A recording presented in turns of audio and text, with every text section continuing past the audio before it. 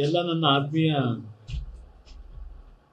ಮಂಡ್ಯ ಜಿಲ್ಲೆ ಪತ್ರಕರ್ತರೇ, ಆತ್ಮೀಯ ಸ್ನೇಹಿತರೆ,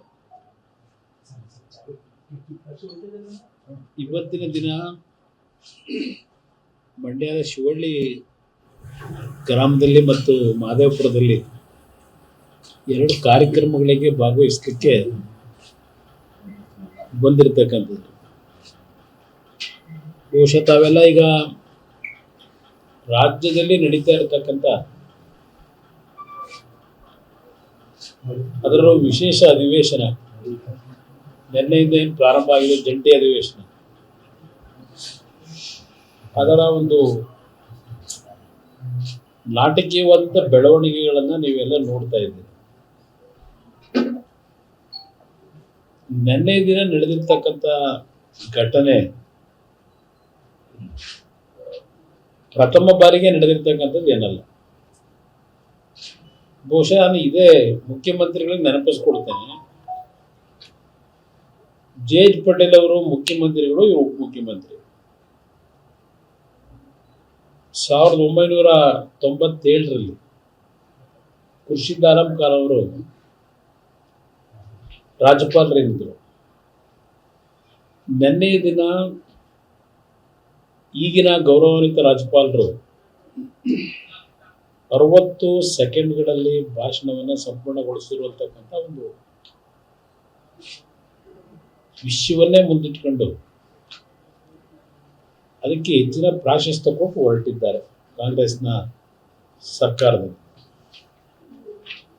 ಹಿಂದೆ ಇದ್ದಂಥ ರಾಜ್ಯಪಾಲರು, ಇದೇ ಜೆ.ಎಚ್. ಪಟೇಲರು, ಇವರೇ ಉಪಮುಖ್ಯಮಂತ್ರಿ ಸಿದ್ದರಾಮಯ್ಯ ಇದ್ದಾಗ ಘಟನೆ ನಡೆದನ್ನ ಸ್ವಲ್ಪ ನೆನಪಿಸ್ಕೊಳ್ಳೋ ಸೂಕ್ತ.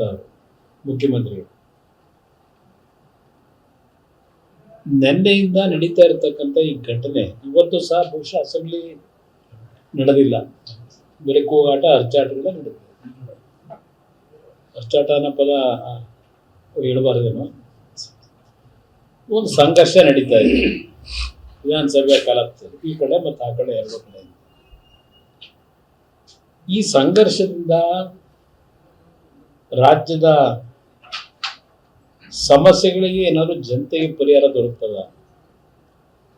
ಇದನ್ನೇ ರಾಜಕೀಯವಾಗಿ ನಾವು ಬಳಕೆ ಮಾಡ್ಕೋತೀವಿ. ಇವಾಗ ಗೋ ಬ್ಯಾಕ್ ಗವರ್ನರ್ ಅಂದ್ರೆ ಯಾರಿಗೆ ನೀವು ಸಂದೇಶ ಕೊಡ್ತೀರಿ? ಗೋ ಬ್ಯಾಕ್ ಗವರ್ನರ್ ಅಂತೇಳಿ ಈ ದೇಶದಲ್ಲಿ ಸ್ವಾತಂತ್ರ್ಯ ಬಂದ ನಂತರ ಬಂದಂತ ಚುನಾಯಿತ ಸರ್ಕಾರಗಳಿಂದ ಹಲವಾರು ಸಂದರ್ಭದಲ್ಲಿ ಈ ರೀತಿಯ ಬಿಕ್ಕಟ್ಟುಗಳು ಬಂದಿರತಕ್ಕಂಥದ್ದು ನೋಡಿದ್ದೇವೆ. ನಿನ್ನೆಯ ಪ್ರಕರಣ ಏನು ಹೊಸ ಒಂದು ವಿಶೇಷವಾದಂಥ ಪ್ರಕರಣ ಏನಲ್ಲ. ಇದಕ್ಕೆ ನೀವು ಮಹತ್ವ ಕೊಟ್ಟುಕೊಂಡು ಎಷ್ಟು ದಿನ, 5 ದಿನ ಏನೋ ಕರ್ಕೊಂಡಿದ್ದೀರಿ ಕಲಾಪ. ಯಾವ ನಿಮ್ಮ ಪ್ರಮುಖವಾದಂಥ ಉದ್ದೇಶವೇ ಮನ್ರೇಗಾ ವಿಷಯದಲ್ಲಿ ಕೇಂದ್ರ ಸರ್ಕಾರ ಇತ್ತೀಚೆಗೆ ತೆಗೆದುಕೊಂಡಂತ ಒಂದು ಹೊಸ ಬಿಲ್ ತಂದಿದ್ದಾರೆ, ಮಾರ್ಪಾಡುಗಳನ್ನು. ಅದು ದಲಿತ ವಿರೋಧಿ, ಅವರಿಗೆ ಬರದೇ ಅದು ಯಾವುದೇ ವಿಷಯಗಳು ಬಂದರೂ ದಲಿತ ವಿರೋಧಿ.